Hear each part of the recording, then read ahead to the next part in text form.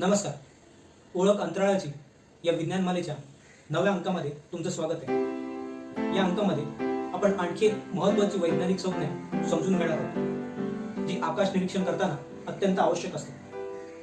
त्याचबरोबर या व्हिडिओमध्ये तुम्ही विचारलेल्या एका प्रश्नाचं मी उत्तरही देणार आहे व सोबतच तुम्हालाही एक प्रश्न विचारणार आहे. त्यामुळे हा व्हिडिओ शेवटपर्यंत बघा आणि प्रश्नाचं उत्तर नक्की द्या. माझ्या चॅनलला सबस्क्राईब करण्यासाठी या लाल बटनावर लगेच क्लिक करा आणि या बेल आयकॉनवर क्लिक करायलाही विसरू नका, म्हणजे मी जेव्हाही व्हिडिओ अपलोड करेन तुम्हाला ही रिंग ऐकू येईल.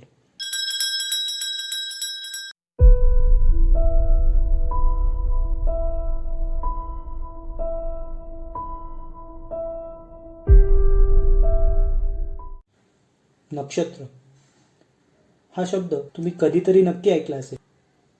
सर्वसामान्यपणे चांदण्यांना पर्यायवाचक म्हणून नक्षत्र हा शब्द आपण वापरतो, पण आकाशातल्या सगळ्याच चांदण्यांना नक्षत्र म्हणता येणार नाही. मग नक्षत्र म्हणजे नक्की काय, आपण हे आता जाणून घेऊयात. भासमान गती या विषयावरच्या आपल्या मागच्या व्हिडिओमध्ये आपण एक छोटं प्रात्यक्षिक केलं होतं. ताऱ्यांच्या काही आकृती आपण तेव्हा पाहिल्या होत्या. अशा आकृती संदर्भासाठी वापरता येतात, ज्यामुळे आकाश निरीक्षण करणे अगदी सोपे होते. एखादं सुंदर चित्र पाहिलं की आपण भारावून जातो. चित्र किंवा नकाशे बघितले की विषय पटकन समजतो. मी जर एखाद्या ताऱ्याचं नुसतंच वर्णन केलं तर ते तुम्हाला लक्षात राहीलच असं नाही, पण जर त्याच ताऱ्याचं तुम्हाला एक चित्र दाखवलं तर ते मात्र तुमच्या पक्क लक्षात राहील. आकाशगंगेचं हे एक सुंदर चित्र आहे. या चित्रात कुठला तारा कुठे आहे हे जर शब्दात सांगायचा मी प्रयत्न केला तर ते तुम्हाला समजायलाही अवघड जाईल आणि लक्षात तर बिलकुल राहणार नाही.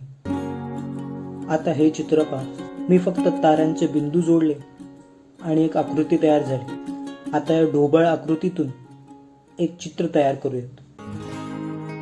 काय दिसतंय? आकाशात फिरणारा हा मोठा विंचू. आकाशात काढलेल्या अशाच काल्पनिक रेषांना व चित्रांना नक्षत्र असे म्हणतात. अशाच काही लोकप्रिय नक्षत्रांची विलोभनीय चित्र आपण आता पाहूयात.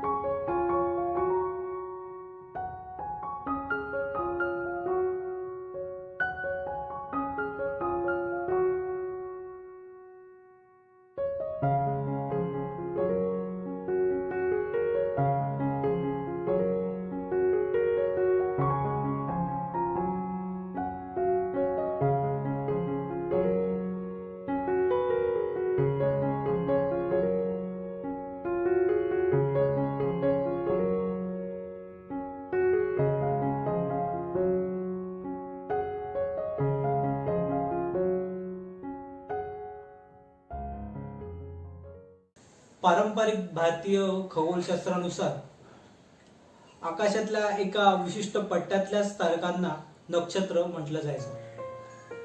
पण या पट्ट्या बाहेरही अनेक तारे आहेत जे आपल्याला डोळ्यांनी दिसू शकतात. आधुनिक खगोलशास्त्रानुसार मात्र संपूर्ण आकाशच नक्षत्रांनी व्यापलेलं आहे.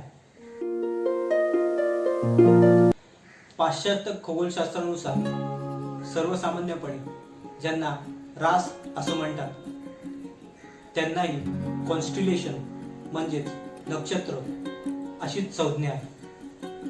त्यामुळे भारतात जरी रास आणि नक्षत्र या दोन वेगवेगळ्या संज्ञा असल्या तरी आंतरराष्ट्रीय स्तरावर मात्र आकाशातल्या काल्पनिक चित्रांसाठी नक्षत्र ही एकच संज्ञा आहे.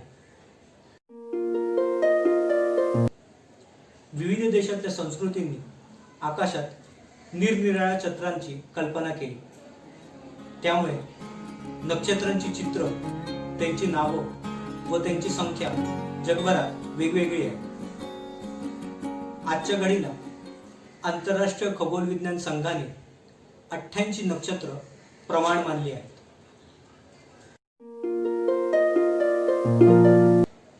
नक्षत्र म्हणजे फक्त काल्पनिक चित्रकला नाही, आकाश निरीक्षण करताना लागणारी ती एक महत्वाची गोष्ट आहे, जिच्याशिवाय आकाश निरीक्षण अशक्य आहे.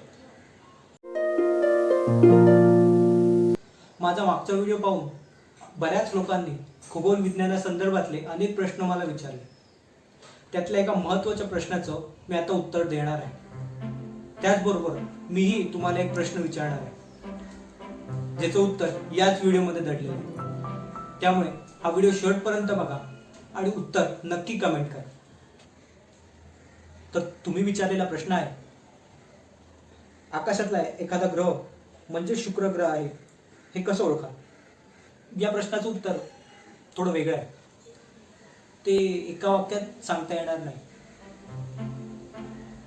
तुम्ही जर मला विचाराल माझं नाव खरंच तेजस भगत आहे का, तर मी काय करेन, मी माझं ओळखपत्र आणेन आणि म्हणेन, हे बघा, हेच माझं नाव आहे आणि हाच मी आहे. पण आकाशातल्या ग्रह ताऱ्यांना आपलं ओळखपत्र नसतं. त्यांना ओळखायचं असेल तर ते बाकीच्या खगोलीय वस्तूंपासून कसे वेगळे हे आपल्याला सिद्ध करावे लागेल. एखादी चांदणी म्हणजे शुक्र ग्रह आहे हे ओळखण्यासाठी आधी आपल्याला तो तारा आहे की ग्रह आहे हे शोधावं लागेल. ते कसं शोधायचं त्याची पद्धत आपण मागच्या व्हिडिओमध्ये बघितली. त्यानंतर जर तो ग्रह असेल तर त्याचं वैशिष्ट्य काय, तो बाकीच्या ग्रहांपासून कसा वेगळा आहे हे आपल्याला शोधावं लागेल. ते आपल्या डोळ्यांनी शोधणं शक्य आहे का हे आपण बघूया. पण त्याआधी काही ग्रहांची आपण चित्र बघूया. हा बुध ग्रह आहे. त्याचा पृष्ठभाग चंद्राप्रमाणेच खडकाळ आहे. तसंच चंद्राप्रमाणेच बुधालाही कला असतात. मंगळ शुक्रानंतरचा आकाशातला सर्वात तेजस्वी ग्रह. आकाशात मंगळाच्या लाल, पिवळ्या व नारंगी रंगाच्या छटा दिसतात. त्याच्या बर्फाळ टोप्याही विशेष देखणीय आहेत. गुरु अर्थात बृहस्पती हाही आकाशात मंगळा इतकाच तेजस्वी दिसतो. त्याच्या पृष्ठभागावरचा तांबडा डाग ही त्याची खूण आहे. गुरुसोबत बऱ्याचदा त्याचे छोटे उपग्रह ही दिसून येतात. शनी त्याच्या भोवती असलेली कडी हे त्याचं वैशिष्ट्य आहे. पण ही कड्यांची वीण दिसण्यासाठी कमीत कमी 30 पट परावर्तन करणारी दुर्बीण किंवा द्विनेत्री आपल्याकडे असणं आवश्यक आहे. शुक्र ग्रह तुम्हाला माहीत आहे का की चंद्र आणि बुधाप्रमाणेच शुक्रालाही कला असतात. आता जी चित्र आपण पाहिली ती चित्र दुर्बिणीतून किंवा अवकाशयानातून घेतलेली चित्र आहेत. त्यामध्ये प्रत्येक ग्रहाचं वैशिष्ट्य आपल्याला सहज दिसून येतं. पण हीच वैशिष्ट्य आपल्या डोळ्यांनी बघायचं झालं तर ते मात्र अशक्य आहे. त्यामुळे जरी आपण ओळखलं की आकाशातली एखादी चांदणी म्हणजे एक ग्रह आहे, तरी तो शुक्रच ग्रह आहे हे सिद्ध करण्यासाठी मात्र आपल्याला कमीत कमी एका दुर्बिणीची किंवा एका खगोलीय नकाशाची गरज पडेल. त्याशिवाय तो शुक्र ग्रह आहे की आणखी कोणता ग्रह आहे हे आपल्याला सांगता येणार नाही. सुरुवातीला सांगितल्याप्रमाणे मी तुम्हाला आता एक प्रश्न विचारणार आहे, ज्याचं उत्तर याच व्हिडिओमध्ये दडलेलं आहे. तुम्ही जर हा व्हिडिओ नीट बघितला असेल तर तुम्हाला याचं उत्तर नक्की येईल. आणि जरी नाही आलं तरी काही हरकत नाही. हा व्हिडिओ पुन्हा बघा आणि उत्तर नक्की द्या. आणि हो, उत्तर कमेंट करायला विसरू नका. चला तर मग पाहूया आपला प्रश्न.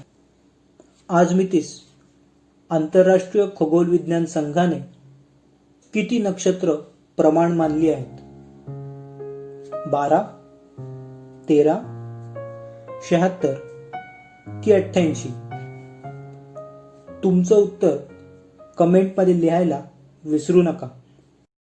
तर मित्रांनो, तुम्हाला माझा व्हिडिओ कसा वाटला ते नक्की कळवा आणि तुमचे काही प्रश्न असतील तर तेही कमेंटमध्ये लिहा.